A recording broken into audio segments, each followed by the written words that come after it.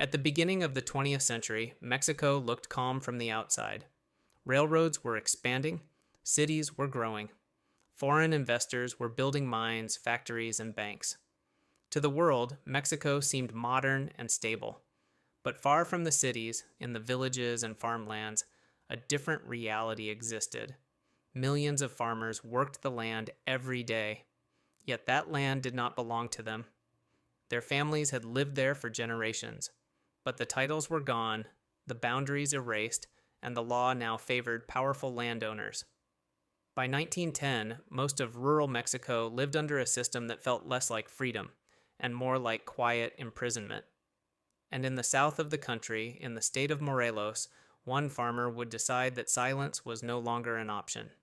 His name was Emiliano Zapata, and his fight would help ignite one of the most important revolutions in modern history.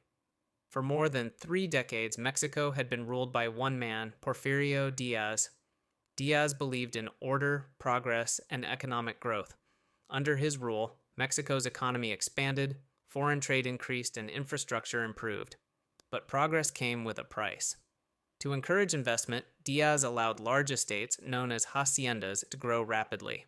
Land laws were rewritten. Survey companies mapped territories and declared many villages illegal occupants of land they had farmed for centuries.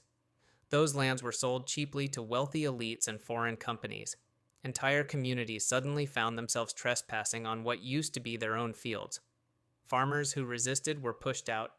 Others were forced to work as laborers for the new owners. Many fell into debt that could never realistically be repaid.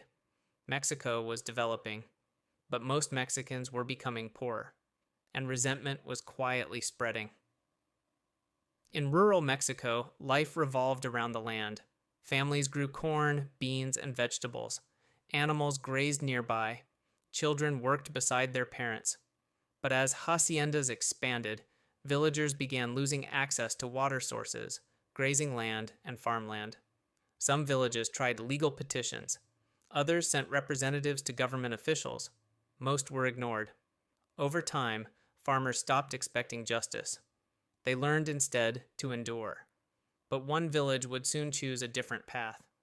Emiliano Zapata was not born into wealth or power. He grew up in a farming family and understood village life from childhood. He saw disputes over land constantly. He saw neighbors forced off fields their ancestors had worked.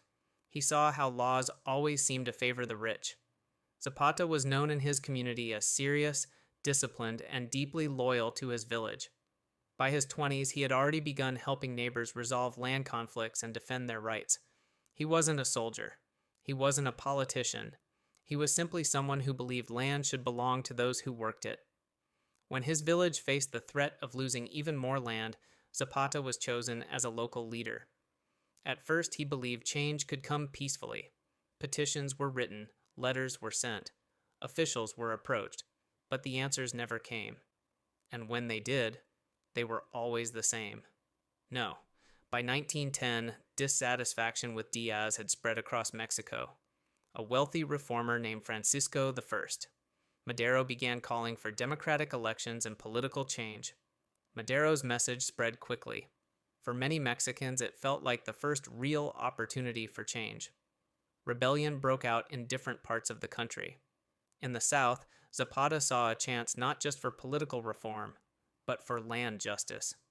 He joined the revolutionary cause, organizing farmers into a fighting force. They were not professional soldiers. Many had little training. Some carried old rifles, others machetes or farm tools. But what they lacked in equipment, they made up for in determination. They were fighting not for power, but for home. As uprising spread, Diaz's regime began to weaken. Battles broke out across Mexico. Government forces struggled to maintain control. Eventually, Diaz resigned and fled the country. To many, it seemed the revolution had succeeded. Madero became president. Hope spread through rural Mexico. Farmers believed land reform would finally come. But months passed, and nothing changed. The landowners still held their estates. Villagers still lacked legal ownership. Promises remained words. Zapata felt betrayed. He had supported the revolution believing it would restore justice.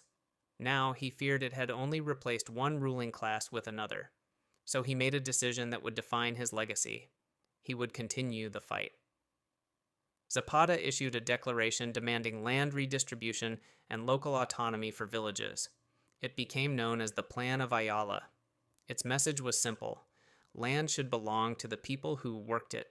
Communities should control their own resources. And governments that ignored these principles had no right to rule. Zapata's forces grew rapidly. Villagers joined not because they sought war, but because they saw no other path to justice. For years, fighting continued across Mexico. Governments rose and fell, alliances shifted, battles erupted and ended. But in the South, Zapata's movement remained focused on one goal: land and freedom. By the late 1910s, Zapata had become a powerful symbol. To his supporters, he was proof that ordinary people could challenge authority.